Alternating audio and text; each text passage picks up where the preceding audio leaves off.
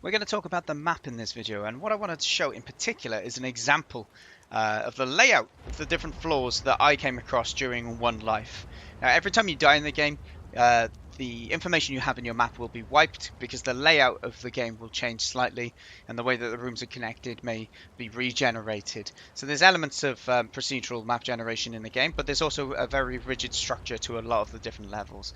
And I just want to show you what my example looked like so it can give you maybe a scale of how large the different floors are and how much exploration you'll need to do if you want to exhaustively search every room on every floor.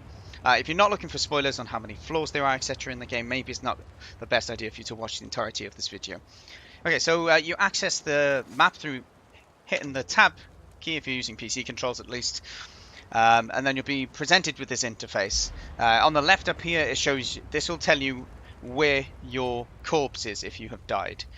So if you're on the existing floor, it will look like this. So this is where I died last. I died on the beach last. So it's telling me this is where I could find my corpse. Even after you've found your corpse and you've collected the items off of it, it will still show the indicator on the map. On the right side, it will show you where to find your lantern, which is the other thing that you can drop. Now, the reason they're separate is because the lantern will always stay where it was dropped, but when you die, if you die whilst trying to retrieve your corpse, then you're going to generate a new corpse and lose the existing corpse, right? So there will be times where your corpse and your lantern are in two separate places. If you're not on the floor where they are, it will give you an indication that it's either further down or it's above you. It won't tell you what floor. I think it just shows you that you need to go further down or further upwards. There's also some special kind of iconography that you'll see on these maps. You'll find these circle rooms are predefined special areas rather than generated rooms with enemies. Each of the rooms or areas will be connected by these lines, and the positioning of these are really important because it allows you to know how to exit the room, which general direction should you be heading to find a particular exit. And then the other thing that's important to know is these directional kind of flow symbolisms that we have here. So the upwards motion implies that you can go upwards, and the downwards one means that you will travel down deeper to a level or a layer that's below you. Now, I've brought up the map. I'm going to use the W and S keys to go up and down through the different layers to show you. And I'll just talk you through, as I said, how my configuration looked. And I have searched through the floors exhaustively to give you an idea of a typical layout and how large you can expect certain areas to be. So I press S to go down one. So it'll show you all the intermittent rooms that you go through whilst traveling down. And at the beginning, there's a few kind of predefined rooms that you must go through. So I press it again until we get to the first floor. So this is the first area that you'll come across where it's dark and you're surrounded by the grass. And you come across some of the first enemies. This tends to follow the same pattern every time. I don't think there's much. Maybe the individual rooms themselves, the layout of those will be different. But the way that the rooms are connected will be the same. We can see a new icon on the map here, which is the double diamond. And this tends to mean that there's an area that you can enter where there'll be something within it, but it won't lead you a different path through the game. It'll just be a dead end, effectively, where there's either a campfire or a chest or some item for you. What I found with these is that these will always be there.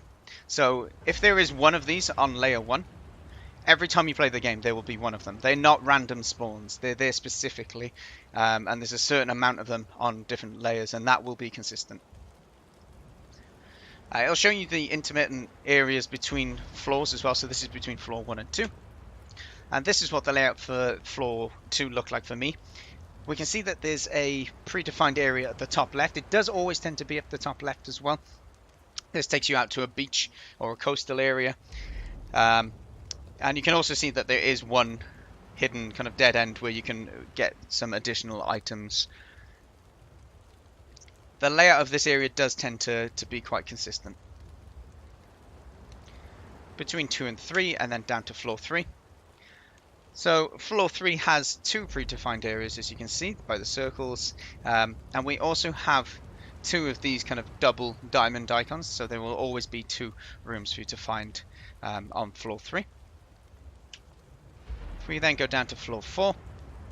This is the ice area. Now I found the layout of this area to be quite consistent. You always do tend to get this kind of upside down heart shape here. you can see that we've got one of the double diamond icons, so that will always be there. And then we have these series of predefined rooms, and this is just the different kind of shortcuts that you find, as well as the kind of stairways and cliff faces that you climb that will lead you down to lower layers. Floor 5 is pretty consistently like this. It's almost just like a building up to floor 6. Floor 5 seems to be, but there will be this little area here consistently where you will find an item or a chest or whatever it be. Floor 6 is quite unconventional because there's a lot of these predefined areas here. I do find that when you enter the room, there does always tend to be this square of connecting rooms here. But the layout of the individual rooms, as I've mentioned before, very likely to be different every playthrough. But the connection between them seems to be consistent.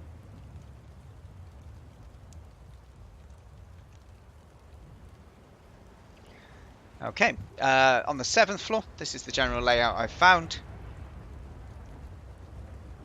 And this is one of the exceptions, actually, that when you find one of these double stacked kind of diamond rooms, that it will actually take you to the next floor.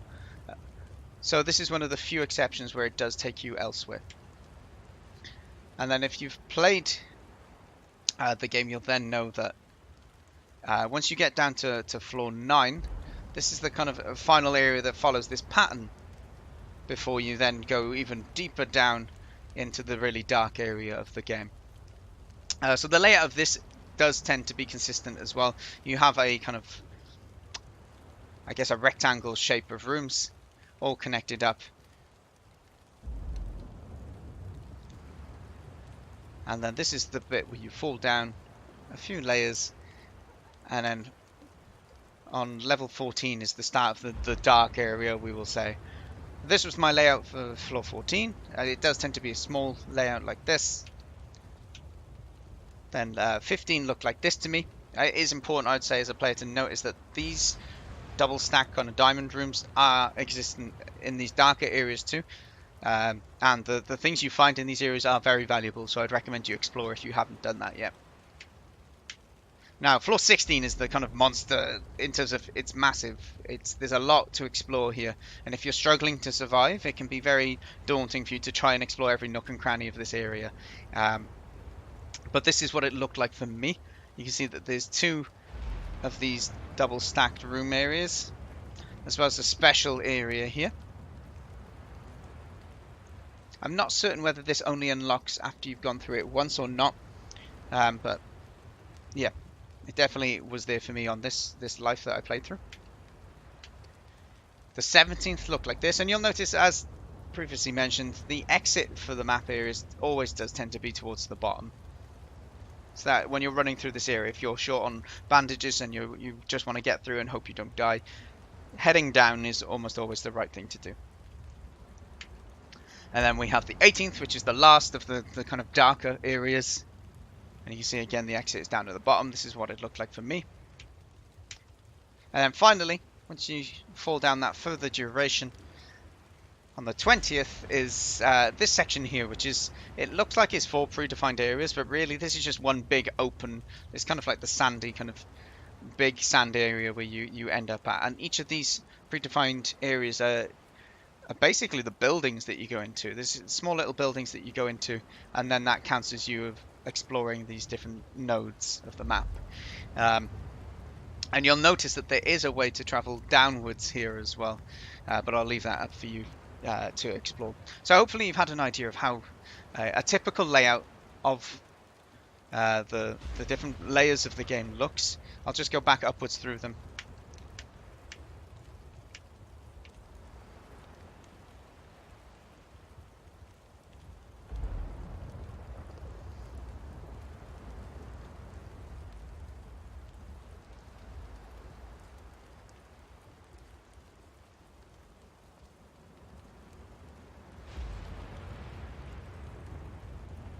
And then finally back up to the beach where we started.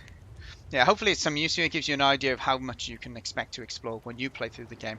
And you'll see that there are some consistent patterns between every time you attempt the game or start a new life. Thanks for watching.